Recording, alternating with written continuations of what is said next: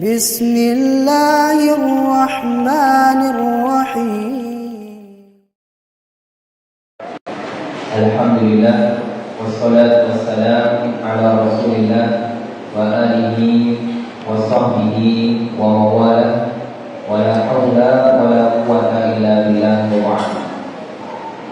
Alhamdulillah, segala puji bagi Allah Subhanahu wa taala yang telah menciptakan kita, memelihara kita, mengatur kita, memberikan rezeki kepada kita, yang tiada sesembahan yang hak disembah melainkan Dia semata, yang memiliki nama-nama yang husna dan sifat-sifat yang mulia. Salawat dan salam semoga senantiasa tercurah limpahkan kepada Rasul kita Nabiullah Muhammad sallallahu alaihi wasallam, kepada keluarganya, para sahabatnya, tabi'in, tabi'in, kepada para ulama ahli sunnah wal jamaah, dan kepada kita semua yang berusaha mengikuti jejak beliau dengan baik. Mudah-mudahan kita bersama digolongkan oleh Allah Subhanahu wa taala termasuk golongan orang-orang yang mengikuti jejak beliau dengan baik. Amin ya rabbal alamin. Kita juga berdoa kepada Allah Subhanahu wa taala, mudah-mudahan Allah Subhanahu wa taala senantiasa memberikan keikhlasan, keistiqomahan, kesabaran di dalam setiap aktivitas ibadah kita. Semoga Allah mudahkan segala urusan kita. Semoga Allah ampuni segala dosa-dosa kita, dosa kedua orang tua kita, guru-guru kita. Semoga Allah lindungi kita dari segala macam musibah, bala maupun wabah penyakit. Dan mudah-mudahan Allah wafatkan kita dalam keadaan husnul khatimah. Amin ya rabbal alamin. Iwa kalimah rahmani wa rahmatullah. Para bapak, ibu, ikhwan, akhwat, jamaah kajian Masjid Al-Jariyah As-Salah Surabaya, yang semoga senantiasa dirahmati, diberkahi, dan diberikan taufik oleh Allah Subhanahu wa taala. Alhamdulillah, pada malam hari ini kita dipertemukan kembali oleh Allah Subhanahu wa taala di salah satu rumah Allah Subhanahu wa taala yang mubarak ini, insyaallah dalam keadaan sehat walafiat. Mudah-mudahan berkumpulnya kita di tempat ini diberkahi oleh Allah Subhanahu wa taala, dapat menambah ilmu, wawasan, iman, dan takwa kita kepada Allah Subhanahu wa taala. Amin ya rabbal alamin. Ikhwan iman, kita akan lanjutkan kajian kita dari kitab Taisirul Karim Rahman fi Tafsiri Kalamil Mannan, atau yang kita kenal dengan Tafsir As-Sa'di, pada bagian Juz Amma. Kitab ini disusun oleh Syekh Abdurrahman Ibn Nasir As-Sa'di rahimahullah. Semoga Allah merahmati beliau, melapangkan kubur beliau, dan mudah-mudahan Allah jadikan kitab ini sebagai amal jariah beliau yang pahalanya terus mengalir pada beliau. Amin ya rabbal alamin. Dewa dan rahmani wa rahmatullah.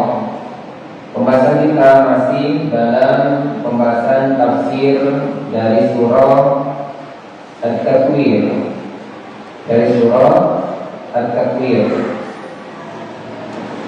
yang mana pada pertemuan sebelumnya kita telah membahas ayat yang ke-15 sampai dengan ayat yang ke-21. Ayat yang ke-15 sampai dengan ayat yang ke-21.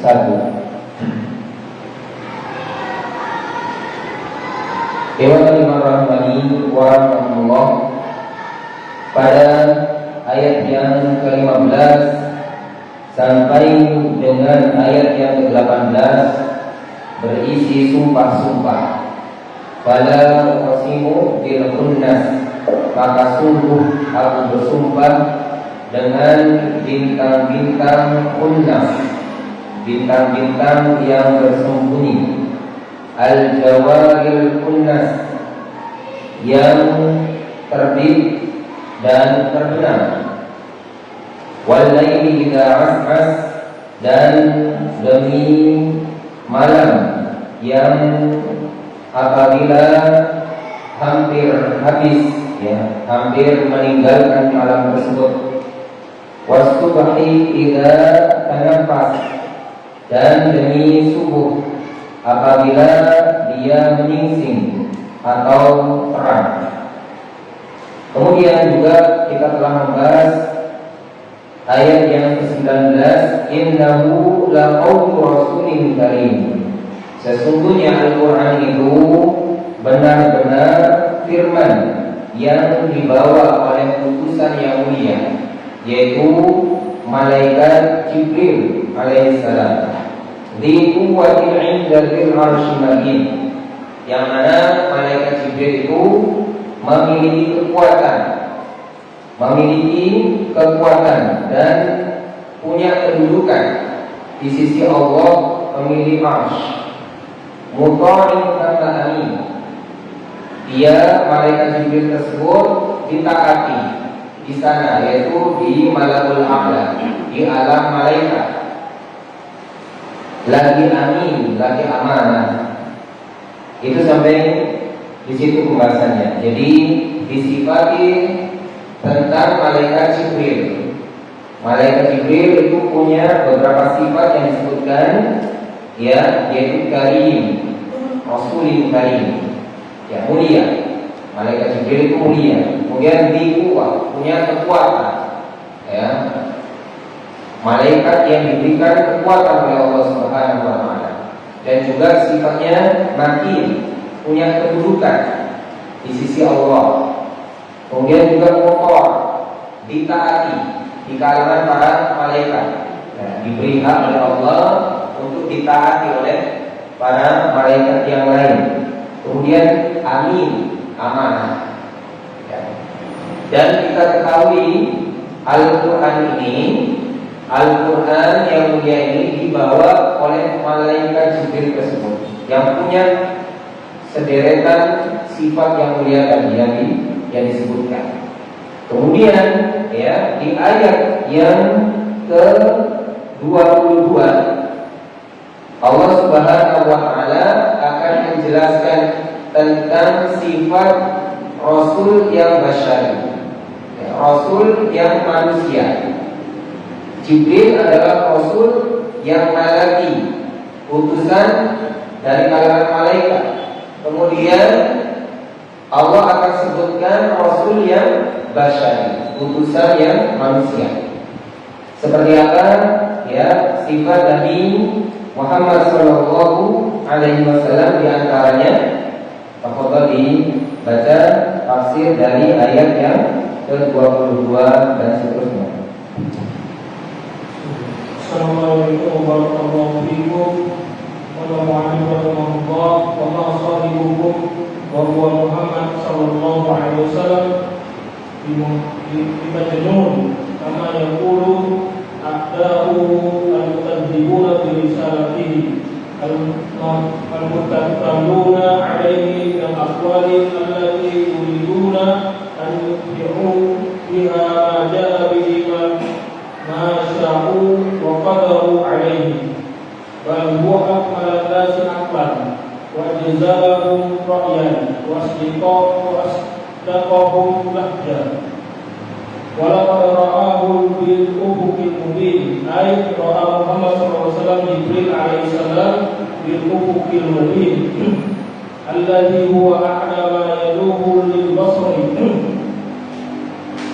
wa ma huwa 'ala al-ghaibi bidanin, ay wa ma huwa 'ala ma awhahu Allahu ilayhi bimadhim yazidu bihi aw yanqusu aw yaktumu ba'dahu, bal huwa sallallahu alaihi wasallam aminun ahlus samai wa ahlul ardi alladhi balagha risalati bi rabbih balagha al-mubin falam yasuhu syai'un minhu min ghaniyyin wala faqirin wala ra'isin wala mar'usin wala zakar wala unsa wala qadar wala qadarin wala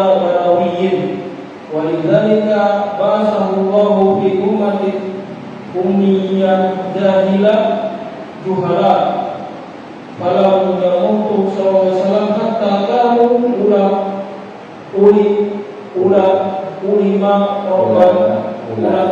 ulama rabbaniyin wa ahbara mutafarrisin ilaihim ghayatu fi ulum wa ilaihim muntaha fi istikhraji ad-daqa'iq wal fahum wa hum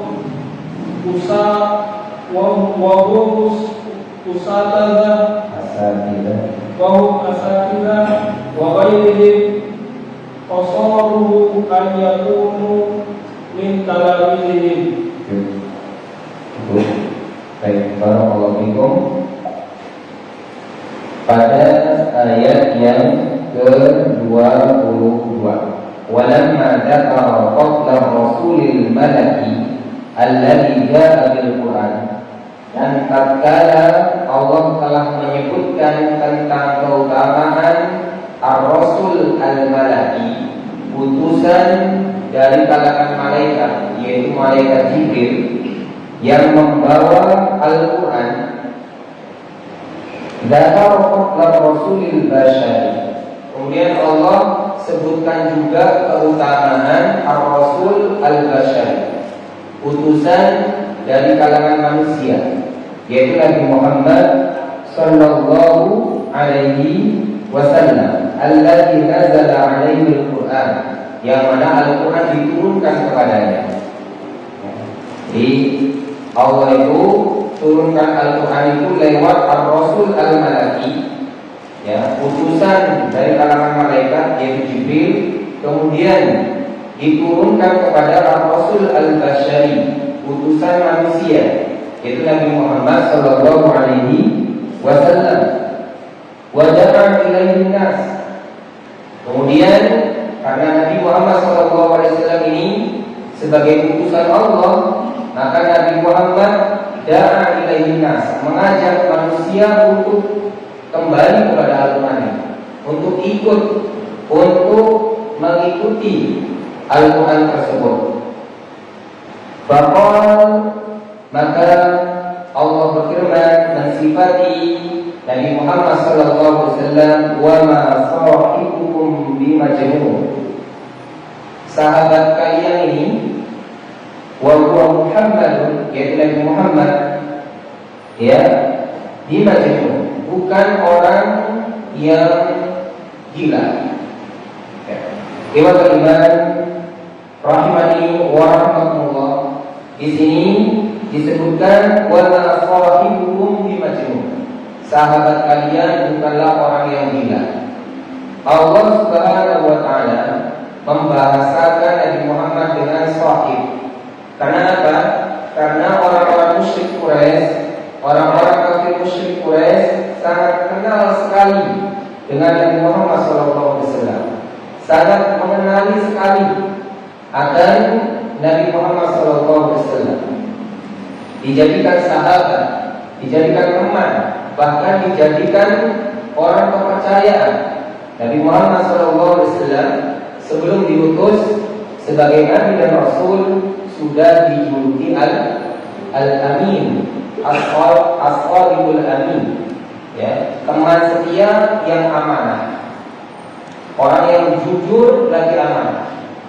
Ini yang menggelari bukan siapa-siapa, yang menggelari ya orang-orang musyrik Quraisy itu, ya.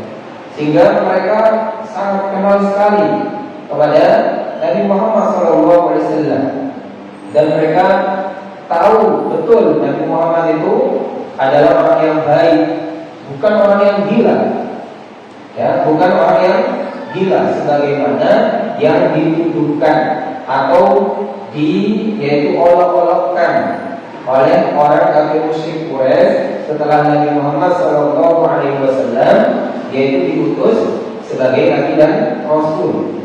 Jadi gelar As-Sadiqul Amin itu tiba-tiba berubah menjadi apa? Majnun. Tiba-tiba berubah menjadi apa? Sahir, tukang sihir. Tiba-tiba berubah menjadi apa? Syair, tukang syair. tiba-tiba berubah jadi apa? Temannya setan. Ya.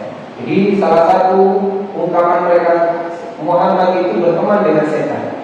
Nabi Muhammad itu ketika menyampaikan wahyu itu dikatakan itu adalah bisikan dari setan.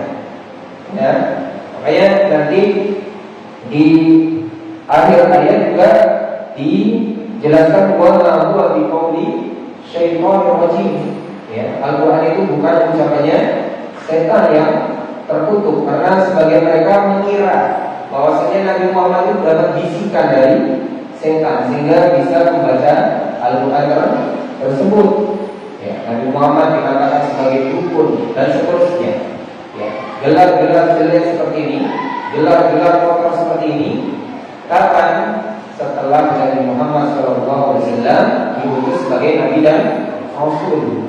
Ya, karena bertentangan dengan yaitu ya hawa nafsu mereka, bertentangan dengan kebiasaan mereka yaitu menyembah berhala, ya, melakukan kesyirikan dan seterusnya, sehingga kesombongan mereka lah yang membuat ya mereka mencela Nabi yang jelas-jelas mereka kenal, sahib mereka sendiri, sahib yang as-sadiqul amin, mereka tolak mentah-mentah, ya, hanya gara-gara bertentangan dengan apa? Dengan yaitu hawa nafsu mereka. Kemudian wala sahibukum bimajnun kama yaqulu a'da'uhu al-mukadzibuna bi risalati, sebagaimana yang diucapkan, diutarakan oleh musuh-musuh beliau yang mendustakan risalah beliau. Jadi orang-orang yang mendustakan Nabi itu mengatakan Nabi itu majnun, apa? Gila. Kita pernah enggak dikatain gila?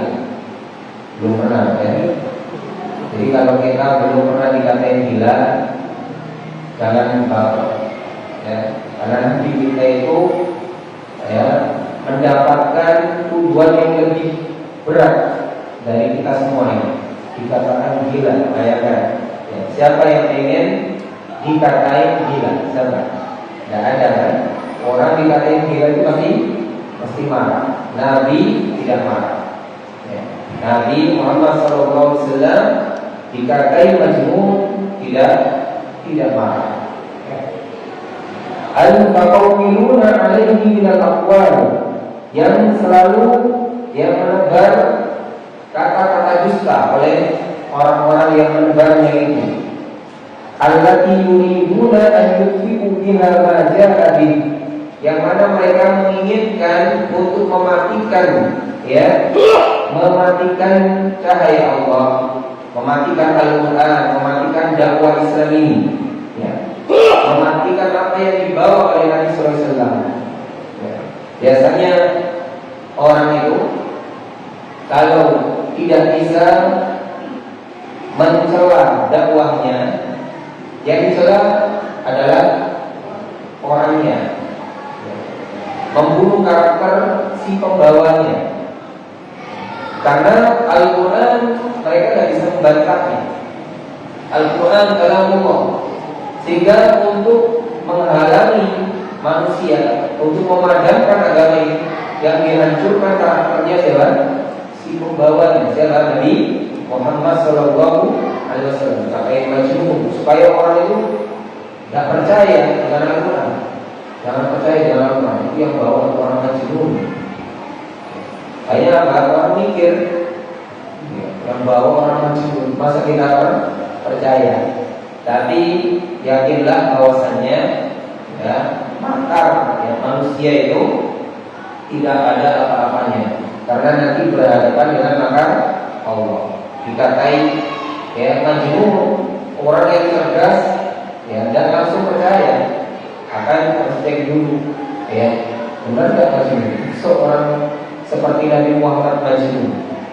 Jadi kalau kita, ya, dituduh atau difitnah dengan kalimat-kalimat negatif, ya, seperti majnun dan lain sebagainya, kita tunjukkan kalau kita itu tidak majnun, kita sampaikan Al-Quran, kita sampaikan Al-Hadis, kita sampaikan As-Sunnah, kita sampaikan ya ilmu yang ilmiah. Ya. Nanti ya tuduhan majnun itu akan hilang sendiri. Beda hanya kalau kita boleh dituduh majnun, terus kita sibuk mengkonfirmnya dengan apa? Klarifikasi, saya bukan majnun. Tidak perlu. Ya, tidak perlu. Orang itu akan tahu kita itu majnun atau tidak dengan apa? Dengan fakta atau kenyataan atau ucapan tingkah kita sehari-hari. Kemudian bal huwa akmalun nasi aqlan. Bahkan Nabi Muhammad itu adalah yang paling sempurna akalnya. Oleh Allah dijadikan Nabi Muhammad itu sebagai manusia yang paling sempurna akalnya, cerdas. Ya, tidak ada orang yang paling cerdas yang diciptakan oleh Allah di dunia ini dari kalangan manusia kecuali Nabi Muhammad Shallallahu Alaihi Wasallam. Akmalun nasi aqlan, dijadikan akalnya Nabi Muhammad yaitu paling sempurna. Wa ajzaluhum ra'yan, dan pandangannya paling cemerlang. Nabi Muhammad itu di dalam bersikap, di dalam ya memandang sesuatu, berpendapat dan seterusnya itu ya cemerlang. Bagaimana tidak cemerlang? Semua tindak tanduknya itu dengan wahyu dan bimbingan dari Allah Subhanahu wa taala. Wa asdaquhum lahjatan, dan bahasanya paling benar, ucapannya, lahjahnya pasti lagi benar, jujur. Kalau ngomong selalu benar. Ya, sekali lagi ucapan Nabi Muhammad, lahjahnya Nabi Muhammad itu dibimbing oleh Allah Subhanahu wa taala. Karena wa ma yantiqu 'anil hawa in huwa illa wahyu yuha. Tidaklah yang terucap dari Nabi Muhammad itu melainkan adalah wahyu dari Allah Subhanahu wa taala yang diwahyukan. Walaqad ra'ahu bil mubin, dan sungguh Nabi Muhammad itu pernah melihat malaikat Jibril ya bil mubin, di ufuk yang terang. Jadi Nabi Muhammad itu pernah melihat Jibril dengan wujud aslinya ketika menerima wahyu. Ya, dikatakan ini adalah di awal-awal beliau menerima wahyu. Jadi ada beberapa metode turunnya wahyu. Dan salah satu metode turunnya wahyu itu Nabi Muhammad diberi kesempatan oleh Allah melihat ya ro'ahu, melihatnya, yaitu melihat malaikat Jibril bil mubin, di al-ufuk yang terang. Dijelaskan di dalam yaitu riwayat bahwasanya malaikat itu memenuhi ufuk, ya, memenuhi ufuk timur dan barat dengan jumlah sayapnya 600 sayap yang membentang menutup ufuk timur dan barat. Saking besarnya malaikat Jibril. Dijadikan Nabi Muhammad itu melihat ya, tentunya dengan kehendak Allah. Kalau Allah tidak menghendaki, Nabi Muhammad tidak bisa melihat, meskipun beliau seorang nabi, dan tidak terus menerus. Ya, makanya terkadang malaikat Jibril itu juga datang dalam keadaan menyerupai manusia, seorang laki. Terkadang malaikat Jibril tak penampakan, tak kelihatan oleh Nabi Muhammad, tiba-tiba membisikkan, menyusupkan di dalam hati dan qalbu Nabi Muhammad Shallallahu Alaihi Wasallam. Terkadang wahyu itu turun berupa gemercingan lonceng yang keras, sedangkan malaikat Jibril tidak kelihatan. Tiba-tiba Nabi Muhammad itu merasa ya berat, gemeteran, kemudian dengan dingin. Ya, pernah beliau ketika berada di atas ontanya itu sampai itu muring-muring, ya, gak kuat. Pernah 2 kali ya, jadi gemercingan lonceng itu yaitu wahyu yang turun dengan kebersihan lonceng itu turun 2 kali. Satu ketika Nabi Muhammad di atas ontanya, satu ketika yaitu Nabi Muhammad itu berada pahanya itu di atas, yaitu pahanya seorang sahabat, sehingga seorang sahabat itu merasa berat sekali ketika turun yaitu wahyu tersebut. Ya. Dan beberapa cara lain dan turunnya wahyu, seperti Allah SWT berfirman secara langsung kepada Nabi juga pernah. Kemudian juga karena Nabi Muhammad itu bermimpi secara hakiki, dan ini permulaan wahyu ketika awal-awal sebelum Nabi Muhammad SAW itu mendapatkan wahyu di Gua Hira. Itu Nabi Muhammad mimpi seperti mimpi fajar yang terang dari ufuk timur, terus berulang kali sebelum yaitu turunnya wahyu Iqra bismi rabbikal ladzi khalaq, dan beberapa cara lainnya.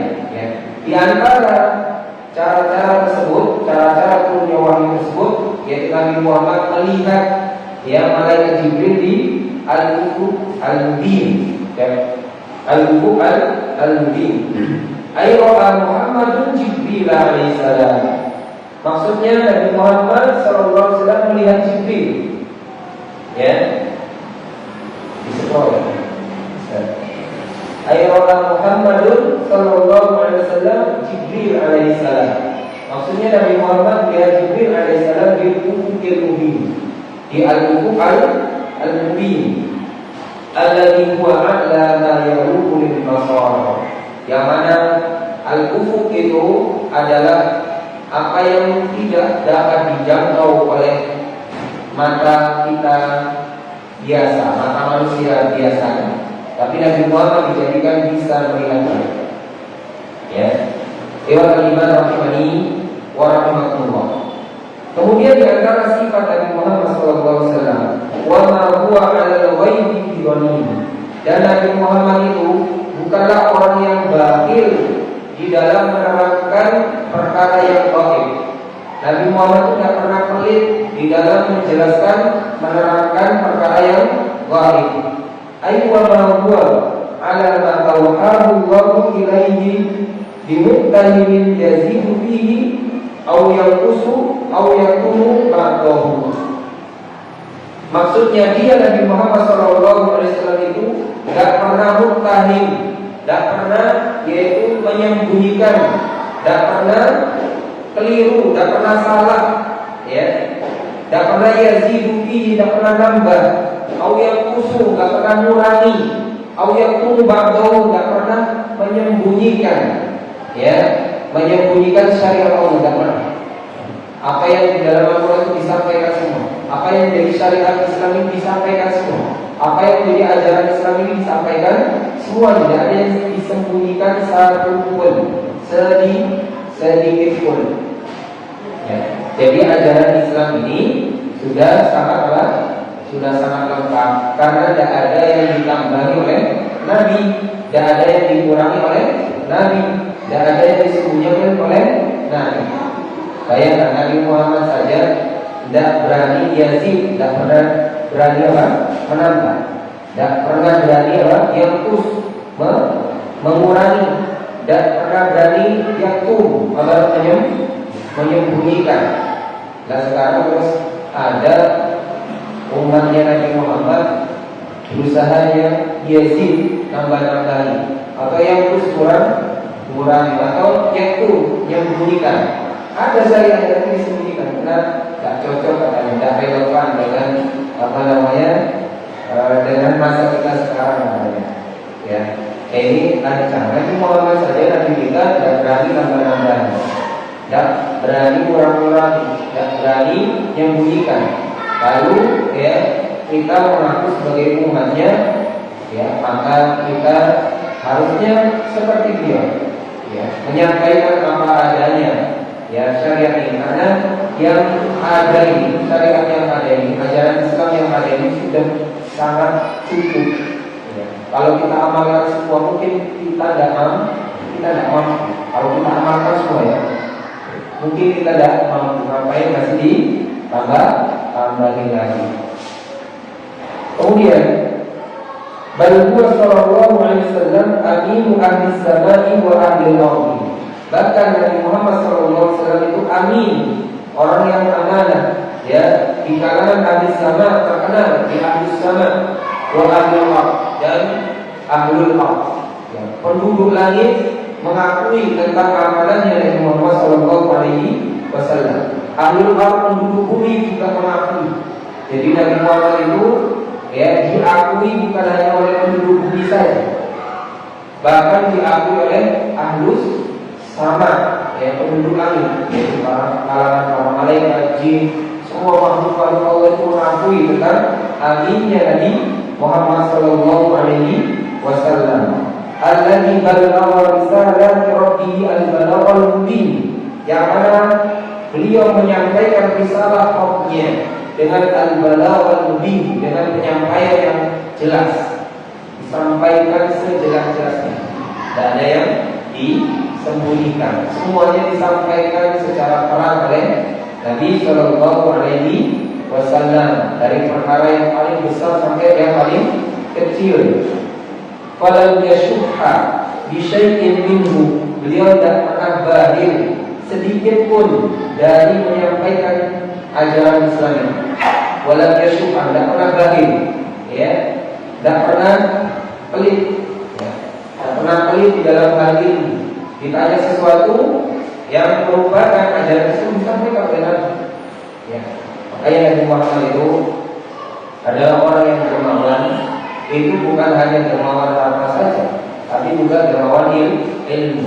Apalagi ketika datang Ramadan, apalagi ketika 10 hari terakhir, ya, Nabi Muhammad itu kedermawanannya lebih ya cepat dibandingkan angin yang berhembus. Bukan hanya hartanya saja, tapi apa? Ilmunya. Beliau menyampaikan dakwah itu mudah sekali, ya, tidak pelit. An-ghaniyyin wala fakirin. Beliau menyampaikan, ya, tidak pernah pelit. Beliau itu an-ghaniyyin wala fakirin, baik itu kepada orang yang ghani, apa orang yang ghani? Orang yang kaya, wala fakirin, dan kepada juga orang yang fakir. Tak pilih-pilih. Kalau orang kaya diladeni, kalau orang fakir terus tidak mau diajari. Kamu fakir tidak bisa bayar saya, tak boleh ngaji. Ini jenengan tidak nelpon Nabi. Ya, Nabi itu kepada orang kaya didakwahi, kepada orang fakir juga didakwahi. Bahkan Nabi Muhammad itu lebih dekat kepada orang yang fakir, lebih senang kepada orang yang fakir. Ya, tapi kepada orang kaya juga didakwahi, petinggi-petinggi juga didakwahi, karena juga ada kemaslahatan di dalamnya. Wala ra'isin wala marqusin, kepada yang tidak pula kepada ra'is pemimpin, wala marqusin, dan kepada marqus, sama marqus rakyat yang dipimpin. Jangan hanya dekat sama rajanya saja supaya dapat jabatan, pada rakyatnya tidak mau dekat. Ini salah, ya, karena Nabi Muhammad itu kepada Ra'is Marqus juga didakwahi, wala zakarin wala unta, tidak pula kepada laki-laki maupun wanita. Yang laki-laki dia didakwahi oleh Nabi, yang perempuan juga didakwahi. Wala hadirin, ya, wala hadirin wala badawiyyin, tidak pula kepada hadirin, orang kota, ya, wala badawi, dan tidak pula orang badawi, atau badawi orang desa pedalaman, ya. Tidak pilih-pilih. Ya. Kalau ya Jawa itu di kota saja, terus yang orang desa siapa yang nyentuh? Ya. Semuanya bawa kota semua. Terus yang desa siapa yang mengajari orang-orang? Atau sebaliknya, semuanya di desa, terus orang kota siapa yang dakwah? Nabi Muhammad tidak pernah pilih, semuanya didakwahi, tidak pernah pilih. Walidzalika ba'athahu Allahu fi ummatin ummiyatin. Oleh karenanya Allah utus Nabi Muhammad itu di umat yang ummiyah. Umat yang ummiyah. Saat itu yang minim sekali orang bisa baca tulis. Ummi. Minim sekali orang bisa baca tulis. Di kalangan Arab itu, ya, itu adalah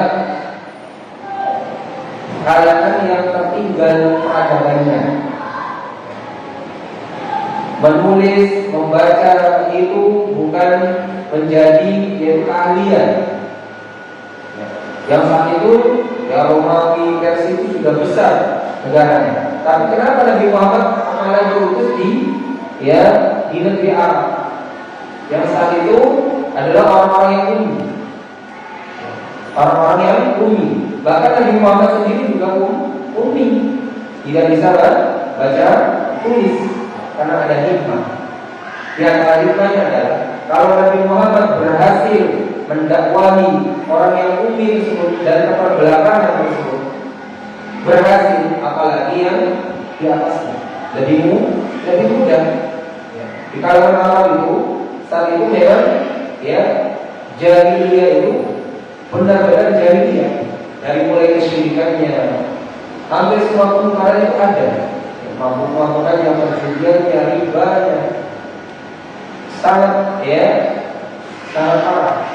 Nabi Muhammad malah diutus di tempat itu, di tempat yang sangat terbelakang, sangat banyak mungkar, dan berhasil dengan izin Allah Subhanahu wa Ta'ala, sehingga yang di atasnya itu lebih mudah, lebih mudah. Jahiliyah juhala, kalangan orang-orang yang jahiliyah, orang-orang yang jahiliyah.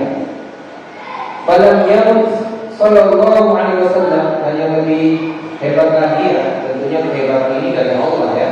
Falam yamut sallallahu alaihi wasallam hatta kanu ulama ar-rabbaniyin, dan tidaklah Nabi Muhammad SAW yamut, mati, meninggal, wafat, hatta kanu ulama ar-rabbaniyin, sampai mereka yaitu orang-orang yang awalnya jahiliyah itu, yaitu kalangan sahabat Nabi SAW itu semuanya kanu ulama ar-rabbaniyin, menjadi ulama yang rabbani. Nabi SAW wafat, maka umatnya saat itu menjadi ulama-ulama yang rabbani. Tidaklah Nabi Muhammad meninggal kecuali meninggalkan yang murid-murid yang luar biasa, meninggalkan yaitu ulama-ulama yang luar biasa. Jadi sahabatnya ulama, sahabat Nabi itu ulama, wa ahbarul mutafarrisin, dan orang-orang yang cerdas yang memiliki pemikiran yang tajam, ahbar mutafarrisin, orang-orang cerdas, orang-orang yang berilmu, yang mutafarrisin, yang punya pikiran yang tajam. Tidak ada umat yang paling tajam pemikirannya, yang cerdas melebihi yaitu masanya siapa? Sahabat. Masanya Rasulullah dan para sahabat. Mereka adalah sebaik-baiknya kurun, sebaik-baiknya masa. Bayangkan mereka itu Al-Quran di dada mereka, hadis-hadis Nabi SAW itu di dada mereka, di hati mereka. Jarang ditulis itu dulu. Ilmunya di hati mereka. Kalau kita sekarang ada orang hafid Quran, kita sangat takjub. Kita sangat takjub. Tidak akan kita membayangkan bagaimana kufar itu ternyata di masa sahabat banyak sekali. Hampir semua sahabat itu kufar. Jadi wajar kalau mereka itu dikatakan adalah ulama rabbaniyin wa ahbaran mutafarrisin. Dan gurunya siapa? Nabi Muhammad Rasulullah Shallallahu Alaihi Wasallam. Ilaihim, ya, al-ghayah fil ulum, kepada mereka, itu kepada para sahabat, yaitu muridnya Nabi Muhammad SAW, itu al-ghayah fil ulum, puncak atau tujuan dari semua ilmu. Kita belajar apa saja, belajar agama itu pasti ghayahnya, puncaknya itu kepada apa? Kepada para sahabat. Makanya kita itu, ya, mengikuti para sahabat karena mereka itu ghayah. Bagaimana kita mencontoh para sahabat? Mereka adalah murid pertama, ya. Murid pertamanya siapa? Nabi Sallallahu Alaihi Wasallam. Wa ilaihim al-muntaha fi ikhraj ad-daqaiq wal mawdu', dan kepada mereka, ya, al-muntaha fi ikhraj ad-daqaiq wal mawdu', di dalam apa? Di dalam menjadi rujukan segala ilmu pengetahuan, segala hal-hal yang daqaiq, yang mendalam, ilmu-ilmu yang mendalam, dan mafhum, dan ilmu-ilmu yang perlu kita pahami. Wa humul asatidah, dan mereka lah asatidah, ustaz yang sebenarnya.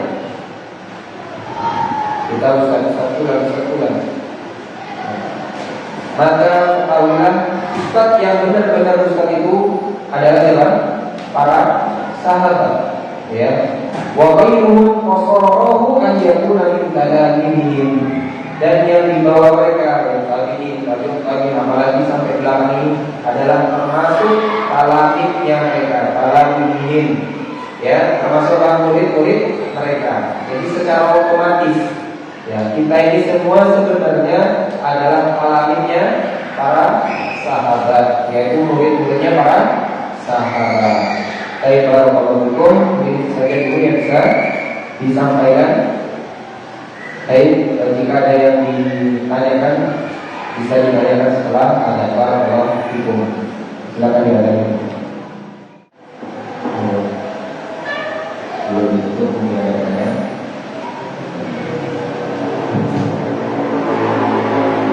Assalamualaikum warahmatullahi wabarakatuh. Pertanyaan saya guna ini dimulai yang ada hubungannya dengan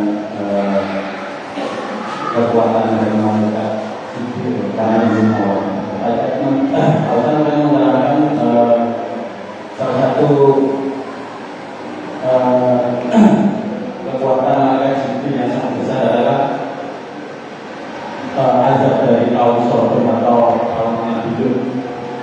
Yang katanya kan ada kisah cerita di Indonesia hampir mirip dengan kaum Nabi Dusun Lebetan itu. Saya sendiri tidak tahu, cuma dari cerita-cerita atau dari sejarah yang saya tanyakan, apakah juga itu dari tugas yang dimainkan itu juga yang diberikan oleh Allah. Dusun Lebetan kan ceritanya kan gunung itu dipotong, dipindahkan ke dusunnya itu karena terjadi kemungkaran tersebut disebutkan oleh itu negara itu. Yang kedua itu tadi Bapak mengatakan bahwa Rasulullah pernah diolok dengan majnun. Padahal saat ini juga ada wali-wali gila, orang-orang gila yang dijadikan wali. Apakah mereka juga berpandangan semacam itu? Kalau orang gila juga bisa dijadikan wali semacam itu. Dasar umum itu.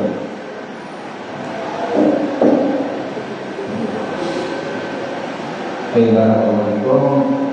Ya, ada pertanyaan pagi-pagi. Untuk yang pertama berkenaan dengan, ya, saya kurang paham berkenaan dengan suku Ladetak, dusun Ladetak. Saya juga pernah baca sekilas. Memang konon warganya itu juga suka, ya, berbuat sodomi, ya, menyerupai kaumnya Nabi Lut, dan ada kemiripan, ya, katanya, yaitu dusun tersebut dibalik, ya, seperti halnya kaum Nabi Lut yang diangkat kemudian dibalik. Barakallahu fikum. Jadi pertanyaan tadi, ya apakah itu juga yang melakukan adalah malaikat Jibril alaihissalam? Saya para ulama. Ya. Yang jelas kaum Nabi Lut, ya, kaum Nabi Lut itu di dalam menghadapnya itu malaikat Jibril yang diutus. Ini riwayat yang menjelaskan seperti itu. Jadi diangkat ya negeri Lut itu ya, negeri kaum Nabi Lut itu diangkat ke angkasa kemudian dibalik. Dari kisah ini dapat yang dipelajari tentang salah satunya adalah tentang kekuatan, bagaimana kekuatan malaikat Jibril. Hanya malaikat Jibril seorang, hanya malaikat Jibril seorang dengan menggunakan sayap-sayapnya, itu bisa mengangkat negeri kaum Lut yang ke atas angkasa terus dibalik. Ya. Itu riwayatnya jelas. Adapun ya, kalau ada kejadian-kejadian berikutnya yang semisal, ya, maka kita tidak menutup kemungkinan ya bahwasanya itu adalah ya, malaikat yang diutus oleh Allah Subhanahu wa taala untuk ya menimpakan azab pada suatu negeri. Adapun apakah itu malaikat Jibril atau malaikat yang lain, ya, Allahu a'lam. Yang jelas, ya, musibah itu tentunya dikehendaki oleh Allah, diketahui oleh Allah, sudah dicatat oleh Allah, ya, atas perintah Allah Subhanahu wa taala. Adapun malaikatnya malaikat siapa? Pastinya saat menghadap, kalau tadi justru kita letak ya, apakah itu malaikat Jibril, Allahu a'lam. Yang jelas itu atas perintah Allah. Ya, semua musibah itu juga, ya, semua musibah itu atas kehendak dan perintah Allah Subhanahu wa taala. Nah, itu yang kedua, berkenaan dengan Nabi Muhammad itu dituduh sebagai orang yang majnun, ya, atau diolok-oloki, dikata-katai dengan majnun. Padahal mereka kenal ya, kenal sekali dengan Nabi Muhammad itu. Nabi Muhammad bukan majnun, ya, sangat ya kebohongan di siang bolong ya. Jadi mereka bohongnya keterlaluan, tujuannya itu tidak masuk akal ya, di luar nalar. Mereka sangat kenal sekali pada Nabi Muhammad. Dia akan baik Nabi Muhammad, semuanya perangai sangat baik, malah dikatai tersebut. Ya, tidaklah ungkapan ini keluar kecuali ya mereka sudah kehabisan cara untuk istilahnya mau mematikan ya dakwah ini. Bingung mau pakai cara apa? Akhirnya dikatai apa? Meskipun gila. Itu Nabi Muhammad. Nah, pertanyaannya tadi, bagaimana dengan kondisi kita sekarang ini? Banyak ya, kemunculan orang-orang yang tersangka majnun, ya, saya katakan tersangka majnun, ya, tersangka gila. Tapi ketika kita gila tidak mau, malah dibela-bela itu ya wali atau apa? Ibu kamu yang tidak sampai gitu ya. Jadi yang mengkritik yang malah disalahkan. Ibu kamu belum sampai. Nah, dia sudah katanya di atas kita dan seterusnya. Barakallahu fikum. Jadi kias ma'al farid ini. Nah, kias ma'al farid. Mengkiaskan kepada Nabi itu farid yang tidak bisa dikiaskan. Kias yang salah. Bagaimana orang yang ya tersangka gila ini mau kiaskan dengan Nabi Muhammad yang disangka apa? Yang dituduh gila. Nabi Muhammad itu nabi, cerdas, pintar, ya amanah, ya waras, ya jujur, amanah, yang mendapatkan wahyu, dituduh majnun. Kita tak percaya. Kalau ini memang majnun, bisa bahasa semut, bisa bahasa jin, bisa bahasa malaikat, bisa bahasa bidadari, bisa bahasa apa lagi. Ini memang majnun beneran, tersangka majnun, ya. Atau orang waras lalu memajnunkan dirinya, menggilakan dirinya. Terus kita, ya, ketika mengatakan dia itu majnun atau berdiri, ya, dan ya semisalnya, terus jangan dikatai seperti itu. Dia tidak majnun. Kamu aja yang ilmu tidak sampai. Nah, ini namanya dia semalkan. Alasannya apa? Nabi saja dituduh majnun. Alasannya mereka, Nabi saja dituduh majnun, Nabi sabar. Sama seperti dia dituduh majnun, dia sabar. Ini apa ya? Membandingkan antara langit dan sumur, ya, kayak sama sumur. Ya, jadi tidak bisa seperti ini. Ya. Kalau Nabi itu bukan majnun, dituduh majnun. Kalau dia memang majnun, ya, dan dikuatkan oleh orang yang mengatakan memang benar-benar majnun, ya. Jadi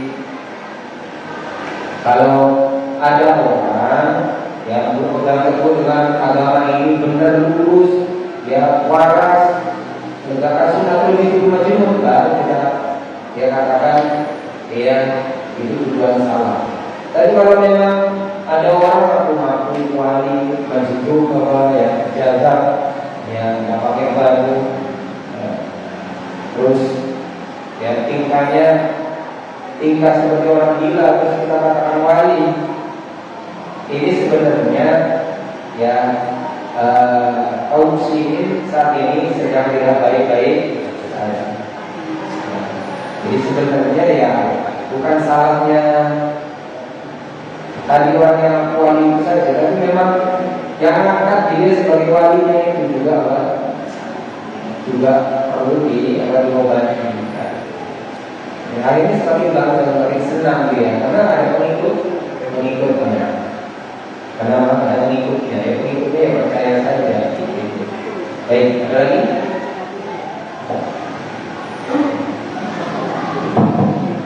Assalamualaikum.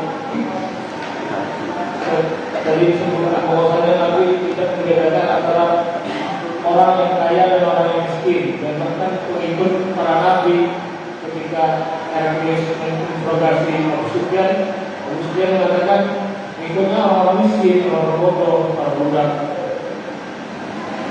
Kalau dilihat dengan keadaan kita sekarang, apakah sama juga? Jadi misalkan lebih mudah mendakwai orang miskin daripada orang kaya. Kalau menurut yang atur di lapangan gimana? Pengesalan juga. Jadi pengikutnya pada Nabi dan Rasul itu orang-orang lemah, orang miskin. Kemudian yang kedua, jadi tadi berarti lebih enak mendakwai orang miskin atau orang kaya di bawah. Kemudian yang kedua, masalah majnun tadi ya. Kalau Nabi SAW tidak apa ya, tidak membela diri. Tidak dengan majnun ya sudah tetap. Bagaimana dengan kita saudara? Tuduh wahabi. Jadi kita apakah kita membela diri atau tidak? Soalnya pernah anak sampaikan kepada satu orang bilang, Bu, ibu ini harusnya bersadar. Dia bilang, kakaknya bilang, saya ini kan karena kenapa istri lagi itu semuanya berkata, saya bilang gitu. Jadi kakaknya bilang, ibunya, dia itu kan istri Nabi, saya istrinya Nabi gitu. Bukan istri Nabi. Jadi jangan disamakan kayak tadi gitu, tidak bisa disamakan. Nah, jadi misalnya kita ya, posisi kita itu dua Wahabi, apakah kita harus membela diri juga tidak? Misalkan dibilang ya, kita dibilang pencuri, apakah kita diam begitu saja atau kita membela diri? Saya bukan pencuri, bila gitu. Jika kita diam saja, mungkin lama-lama kita juga ditangkap juga gitu. Kalau ada dua pertanyaan. Pertanyaan pertama berkenaan dengan ya, lebih mudah mana miskin dengan orang yang kaya, begitu ya. Itu poinnya kan sebenarnya ya. Jadi memang disebutkan tadi Nabi Muhammad SAW itu tidak membedakan yang wala ghaniyin, wala fakirin, wala ra'isin, wala marhusin, wala fadliyin, wala badawiyin. Nabi tidak membedakan antara orang yang kaya maupun orang yang fakir, pemimpin maupun rakyat, orang kota maupun orang desa. Ya, wala dzakari wala unsa, tidak membedakan antara laki maupun perempuan. Maksudnya semuanya didakwahi, semuanya diberi ilmu, disampaikan ilmu, disampaikan ajaran Islam. Baik, adapun kemudahan itu tergantung. Kemudahan itu apakah lebih mudah mendakwahi orang fakir, apakah orang kaya, apakah orang kota, apakah orang desa, tergantung. Ya, kita tidak bisa memastikan juga. Ya. Kadang ya orang kaya lebih mudah menerima. Ya. Kadang orang miskin lebih mudah. Kadang orang kota lebih mudah menerima dakwah. Kadang orang desa lebih mudah. Ya. Kadang ya pemimpin lebih mudah, kadang rakyat lebih mudah. Tergantung. Ya, jadi kita sebagai dai, ya, kalau kita sebagai dai, ya, jangan melihat apakah ya saya berdakwah ini mudah atau enggak. Kalau sulit, tak mau dakwah. Kalau mudah, lanjut. Ya. Nah, ini salah. Jadi Nabi itu ketika berdakwah ya tidak milih-milih. Ya. Tapi kalau tadi ya istilahnya kenyataannya di lapangan itu seperti apa ya, beda-beda. Saya katakan lagi apa? Beda-beda. Dan menjadi kepastian ya. Menjadi satu kepastian. Cuma memang ada ya Nabi Sallallahu Alaihi Wasallam ya ditolong agama ini, dimenangkan agama ini dengan apa itu ya, dengan orang-orang lemah kaya. Jadi memang Nabi itu ya, dekat dengan orang-orang fakir, orang miskin, orang-orang duafa, dengan orang dengan nenek-nenek yang tua, dengan orang-orang yang tua, dengan orang-orang yang lemah. Nabi itu dekat ya dengan ya anak yatim ya. Dan memang banyak yang menerima dari kalangan yang lain, dari kalangan budak-budak. Nabi itu mendakwahi mereka dan diterima. Tapi Nabi juga tidak membatasi diri hanya mendakwahi mereka saja. Nabi juga mendakwahi orang-orang ya atas juga ya, orang-orang kaya juga, pemimpin juga, bahkan raja didakwahi oleh Nabi. Ya, adapun ya lebih mudah mana ini ya relatif ya. Meskipun memang seringnya itu lebih mudah yang lemah, yang miskin ya. Karena kalau yang lemah itu ya biasanya juga disertai sosial oleh Nabi Muhammad itu lebih ke dakwah fi'li, lebih pada dakwah fi'li. Seringnya Nabi Muhammad ke duafa itu dengan fi'li, dengan perbuatan, dengan ya menjenguk orang sakit, bertamu, silaturahmi, ya, terus membantu, memberi makan, begitu. Ya, akhirnya mereka masuk Islam. Kalau pada orang-orang yang berilmu, ya, orang-orang pemimpin, orang-orang kaya, orang-orang pintar, Nabi itu lebih ke dialog, ya, apa? Dialog, berdebat, ya, didebat dengan cara yang baik. Wajahilhum billati hiya ahsan. Jadi memang kalau orang kaya nggak cocok kalau kita kasih uang, kita butuh uang, mereka sudah kebanyakan apa? Uang. Kita kasih jabatan, dia punya jabatan. Kita kasih jabatan, dia tak butuh. Kita kasih harta, dia tak butuh. Ya. Maka yang dengan ilmu memang lebih sulit memang. Tapi hasilnya kalau pemimpin itu atau orang kaya itu, orang yang berpengaruh itu kena, ya, itu pengaruhnya lebih besar. Kalau pemimpinnya kena didakwai maka masyarakatnya yang akan diajak oleh dia, ya, dan rakyatnya akan ikut, ya. Daripada rakyat satu-satu. Ya. Makanya sama-sama penting ya Nabi itu ya dakwah dari bawah ya juga ke atas dulu. Kemudian pertanyaan yang kedua terkait dengan majnun tadi, ya. Majnun. Terus ya bagaimana dengan di masa kita sekarang ya, dengan tuduhan-tuduhan bukan majnun tapi dituduh dengan tuduhan umpama tuduhan apa ini Wahabi, ya. Apakah kita perlu membela diri kita, menepis ya tuduhan-tuduhan tersebut? Sebenarnya ini bukan tuduhan. Ya. Sebenarnya ini bukan apa? Tuduhan. Kita dikatakan Wahabi, ya tidak apa-apa. Kita memang Wahabi. Memang kita banyak mengikuti dakwahnya Syekh Muhammad bin Abdul Wahab. Ya. Jadi kalau dituduh sebenarnya ya tidak juga. Cuma mereka itu mengkonotasikan Wahabi itu dengan konotasi yang jelek. Wahabi itu digambarkan apa?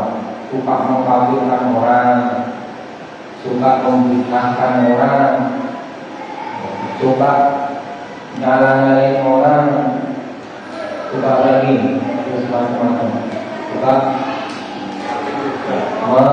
menghancurkan kuburan dan seterusnya.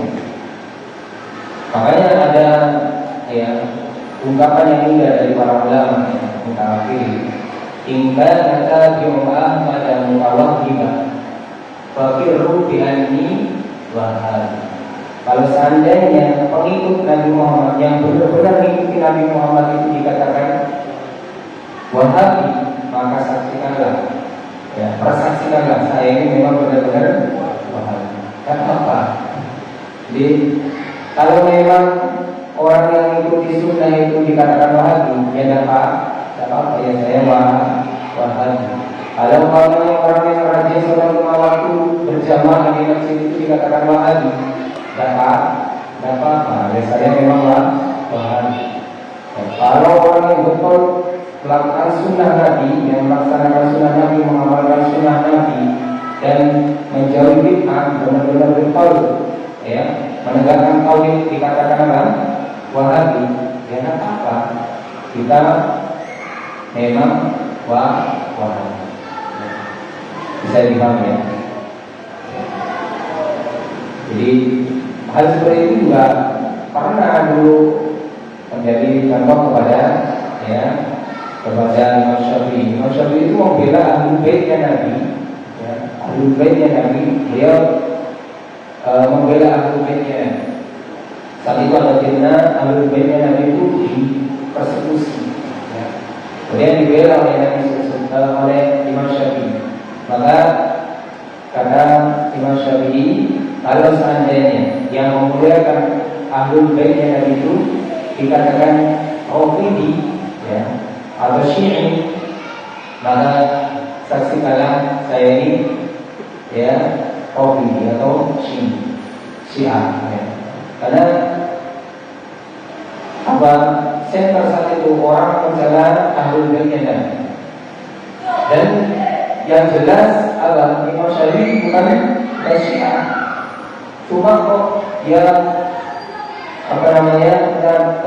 Imam Syafi'i itu dituduh yang salah, yang tidak benar. Maka Imam Syafi'i menjawab seperti ini. Sebagaimana orang yang membela salah itu dikatakan Masihi. Maka saksikanlah, kalau memang membela salah itu dikatakan Masihi, saksikanlah kami adalah Masihi. Meskipun ungkapan istilah Masihi tadi Syi'i itu tidak benar, ya. Tapi ya kalau memang tuduhan tersebut terus lalu kita mau memikir gimana? Kita tidak mau hadir acara kita sudah lagi, ya sudah, mau gimana lagi? Ya. Terus kita mau balas seperti apa ya? percuma. Karena apa? Membawa pengertian itu sudah salah. Ya. Menjelaskan pengertiannya tersebut sudah salah. Ketika ditanya aku Wahabi, kemana-mana jawabannya. Ya, kali ini ya. Artinya apa? Kalau kita meladeni, ya, malah menjadi tambah besar urusannya. Ya sudah, kalau umpamanya ya dituduh seperti itu, bakiru bi anni Wahabi. Tidak apa-apa, aku katakan saya Wahabi, tak apa-apa, saya memang seperti itu. Ya, jadi tak usah resah. Baru kalau kita dikatakan majnun, dikatakan Wahabi tidak apa-apa, mengikut Allah Al-Wahhab yang Maha Memberi. Ya, tidak masalah. Kan masih bagus Wahabi. Kalau majnun, baru kita counter. Atau sebenarnya tidak perlu di counter ya, tidak perlu di counter, kita tidak hilang ya. Jadi kalau kita itu ya sudah menjalankan syariat ini dengan apa adanya, kita tidak perlu tidak perlu takut dan khawatir dengan tuduhan-tuduhan yang tidak benar. Ya, makanya ada syair ya dari Imam Syafi'i, kullu bima syi'ta bima syaddati 'indi fasukuti 'anil lahimi jawab la ana 'alimul jawabi walakin ma min al-usbi an tusibal khilaf. Kata Imam Syafi'i, terserah kamu ngomong apa padamu yang jelek-jelek ya. Kullu bima syi'ta bima syaddati 'indi fasukuti 'anil lahimi jawab. Diamku dari orang yang mencela itu adalah jawaban. Makanya adilul jawab. Bukannya saya tidak punya jawaban. Walakin ma minal usji an tujibal khilaf. Tapi tidak pantas seekor singa itu meladeni seekor anjing. Jadi kadang diam itu sudah jawaban. Kadang diamnya kita itu sudah jawaban. Tidak usah terlalu meladeni juga. Tapi ya kalau memang suatu saat perlu ya disampaikan ilmu ya. Jadi pokoknya kita di Wahabi ya, kita banyak menulis artikel tentang biografi Syekh Muhammad bin Abdul Wahhab, sejarah ya, sejarah beliau, biografi beliau. Kita malah kasih pencerahan. Itu jelek, kita malah kasih pencerahan itu bagus ya. Jadi kita juga harus pandai-pandai di dalam menyikapi ya tuduhan-tuduhan atau ucapan-ucapan yang tidak baik terhadap kita dari itu ya Indonesia malam ini. Mudah-mudahan bermanfaat. Insyaallah kita lanjut pada pertemuan berikutnya insyaallah bismillah. Subhanallahumma wa bihamdika asyhadu an la ilaha illa anta astaghfiruka wa atubu ilaik. Wassalamualaikum warahmatullahi wabarakatuh.